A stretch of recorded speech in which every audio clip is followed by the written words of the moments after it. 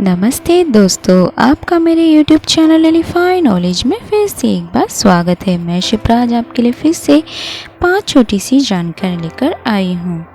तो आइए चलते हैं जानकारियों की ओर।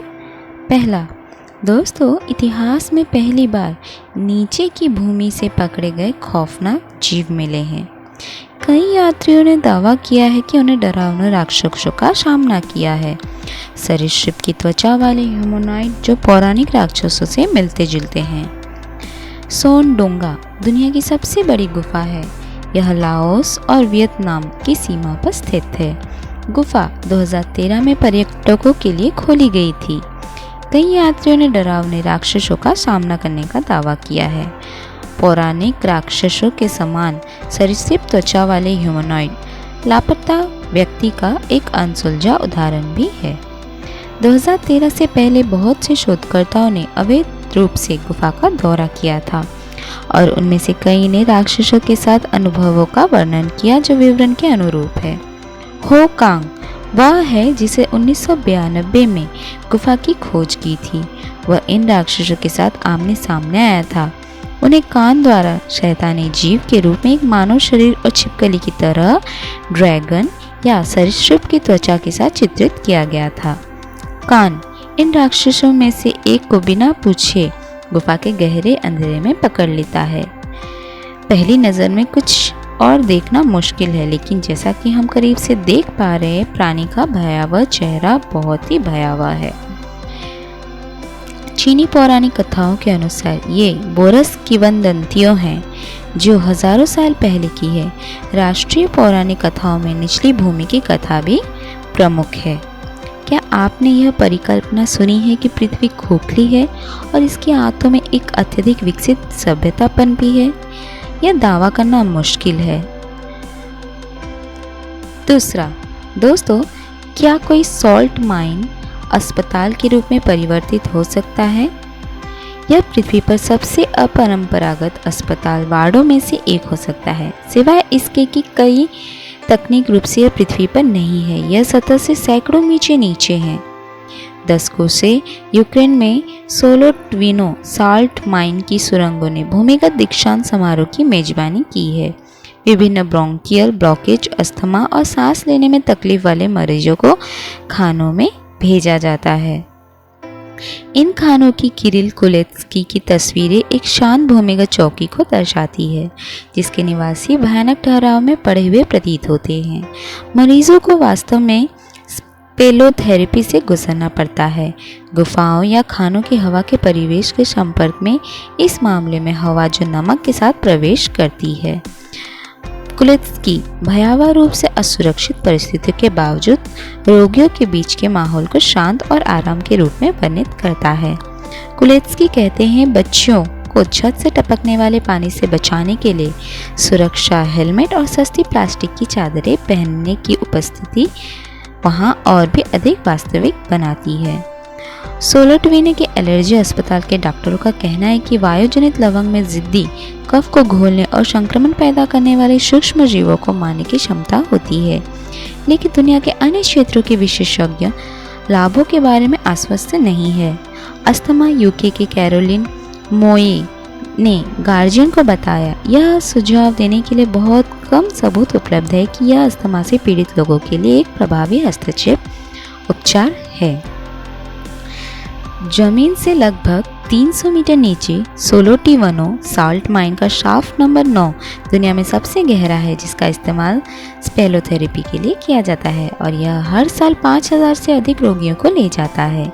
किसी भी समय दोपहर या रात भर के सत्र में रहने के लिए 200 लोग खारा कुंडों में स्वस्थ हो रहे होंगे। मरीज, जिनमें से 1/3 बच्चे हैं, आमतौर पर लगातार 24 दिनों तक लौटते हैं। तीसरा, दोस्तों, क्या आप फ्रांसिस्को डोमिंगो जोआकिम के बारे में जानते हैं? जी हाँ दोस्तों, फ्रांसिस्को डोमिंगो जोआकिम के पास दुनिया का सबसे बड़ा मुंह है। अवे के अंगोलन लाग जा के रूप में विख्यात फ्रांसिस्को डोमिंगो जोआकिम ने दुनिया का सबसे चौड़ा मुंह का खिताब भी हासिल किया है। फ्रांसिस्को, जिसे चिक्विनो के नाम से जाना जाता है, लगभग 2 साल पहले इंटरनेट सनसनी बन गया था जब उसे अविश्वसनीय मुंह स्टंट के वीडियो यूट्यूब पर वायरल हो गए थे। लेकिन Guinness book of world records ने स्काउट्स ने हाल ही में अपने अंगोला गृहनगर में HM को ट्रैक करने में कामयाबी हासिल की। उनके जबड़ा गिराने वाले चालों को हजारों बार देखा गया है, जिससे फ्रांसिस्को को दुनिया के सबसे बड़े मुंह वाले व्यक्ति के रूप में काफ़ी प्रतिष्ठा मिली है। यह साबित करने के लिए कि उनकी प्रतिष्ठा के बारे में कुछ भी गलत नहीं है, फ्रांसिस्को ने बिग माउथ के रूप में जानी जाने वाली इतालवी प्रतियोगिता में भाग लिया, जहां प्रतियोगिता ने सचमुच अपने जबड़ों की परीक्षा ली।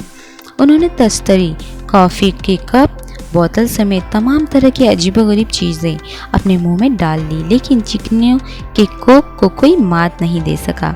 गिनीज बुक ऑफ रिकॉर्ड्स के अनुसार फ्रांसिस्को डोमिंगो जोआकिम ने आसानी से प्रतियोगिता जीत ली और अपने रबर युक्त 16.99 सेंटीमीटर चौड़े मुंह की बदौलत वह दुनिया के सबसे बड़े मुंह वाले व्यक्ति भी बन गए।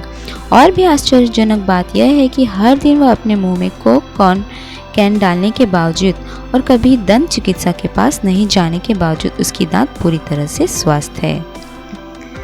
चौथा, दोस्तों, क्या आप गैरी टर्नर के बारे में जानते हैं?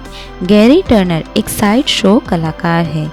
उन्होंने एह्लर्स-डायनलोस सिंड्रोम के गंभीर रूप के कारण सबसे अधिक खिंचाव वाली त्वचा के लिए वर्तमान गिनीज वर्ल्ड रिकॉर्ड बनाया है।